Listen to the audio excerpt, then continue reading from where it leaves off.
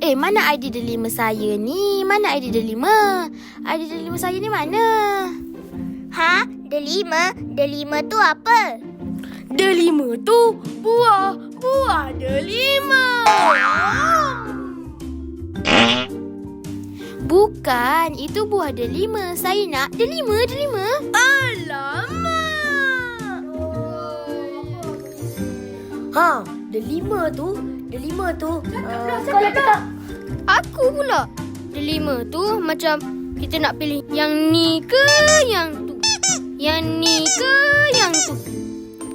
Itu dilema. Saya nak delima.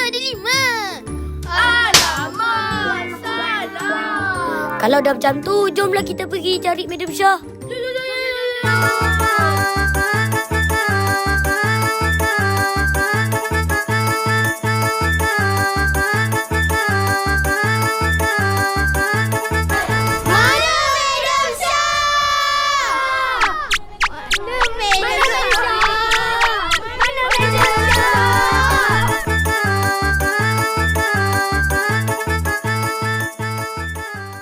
Madam, delima tu apa? Oh, semua tak tahu delima tu apa? Tak tahu.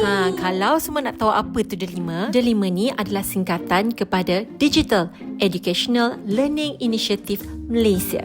So, dalam kata singkatnya, satu website yang KPM sediakan untuk semua murid dan cikgu-cikgu. Dalamnya ada macam-macam aplikasi. Nak tengok tak? Okey, jom tengok. Inilah dia portal Delima 2.0. Ini Aqua Madam. Setiap murid dan guru dibekalkan dengan satu ID Delima. Kira macam email lah. Kena simpan tau ID ni. Dalam Delima ni ada macam-macam aplikasi. Contohnya macam Google Apps, Generative AI Apps seperti ChatGPT, Gemini, Bing Image. Kemudian kita juga ada buku teks online, pelbagai mainan interaktif, pertandingan online pun ada dimaklumkan di sini. Guru-guru, kalau nak mengajar, boleh bagi tugasan dalam Google Classroom. Sekarang ni dah ada tonton Delima Flix tau, ala-ala macam Netflix. Tapi banyak bahan belajar dalam ni. Anda semua bolehlah cuba nanti. Menarik kan portal Delima ni?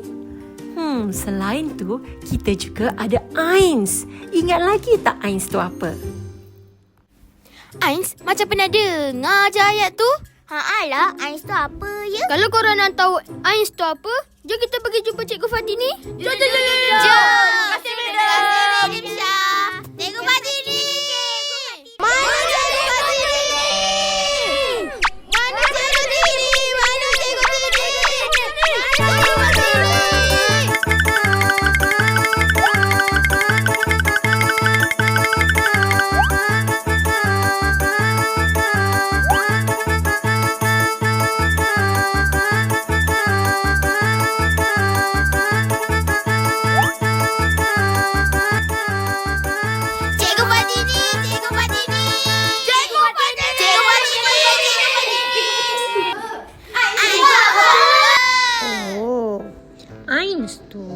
Advanced Integrated Nilam System, yang mana ianya satu platform untuk merekodkan bacaan buku. Awak kan suka baca buku cerita, buku komik, novel, kan? Dalam AINS tu lah kita akan rekodkan bacaan buku kita. Cikgu pun boleh pantau lah jumlah bacaan awak seorang-seorang. Faham? Faham. Nak isi AINS kat mana-mana pun boleh. Yang penting kena ada internet. Boleh pakai telefon ataupun laptop. Mari sini cikgu tunjuk. Cikgu boleh semak siapa yang paling aktif dalam AINS. Cikgu juga boleh semak berapa jumlah bacaan yang telah murid baca.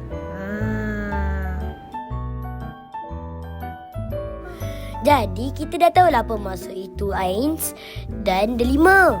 Betul. Jom kita isi Ains dan